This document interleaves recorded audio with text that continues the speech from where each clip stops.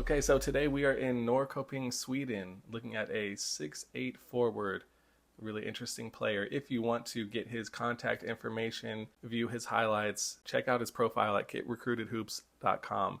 So starting off, I wanted to really highlight his defensive play first. He seems to have really good instincts, especially in the paint, good timing when he's jumping to block shots, and good hustle here. But he also could get out on the perimeter and defend a little bit. He's not laterally quick, but he's big and wide enough to kind of stay in front of people. And I like how he runs the break. And again, I really like this play because he kind of gets turned around against a quicker ball handler, but he recovers and blocks the shot. This play, it shows him getting involved in the passing lanes, active hands. And here, again, good shot contest outside the paint. Again, more active hands, just being aware defensively and then able to turn defense to offense at the other end with a nice dunk. And again, showing off that verticality. Pretty nice dunk, pretty good jumping from this guy who's not the most explosive athlete. And then he's able to knock down a corner three. We'll talk a little bit more about his shooting in a minute. But I like that he can adjust midair and finish. He just has a very nice soft touch around the rim.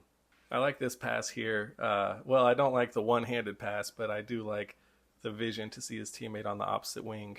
But I think his biggest strength was the pick and roll. I mean, he's got great instincts offensively. He knows where to roll, and again, he's just a really strong finisher around the rim. But in terms of his perimeter shooting, there's definitely work to be done. Mechanically, he's relatively sound. I'd like to see him hold that follow-through a little bit more. But his shot just was not falling this whole showcase. But I think his biggest weakness was his ball handling. He had a few turnovers here where he just didn't really have control of the ball, cannot break down the defender off the dribble, which is paramount in the Division I level. I really had a problem with his rebounding.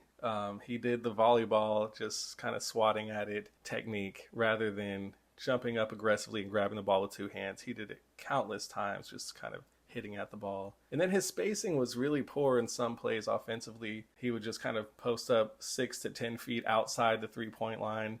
Not really sure what he's thinking here. I know it's not the national championship, but this is a college showcase and college coaches are going to be watching you, so got to keep that in mind. But overall, I think this is a really nice player. I think he can contribute at the lower D1 level, but more likely at the Division II level, unless he can kind of hone in that shooting skill and improve on his ball handling. He's an extremely high academic kid, so any schools at the D1 level who want to add, a walk-on to help boost that team GPA, he'd be a great kid for that. But otherwise, I can see him playing a significant role on a really good Division II team. Or I could kind of see him contributing at a lower D1 as, a pick and roll guy and someone who can defend the interior. But yeah, overall good player. And if you're interested in learning more about him and reaching out to him, go to getrecruitedhoops.com and subscribe.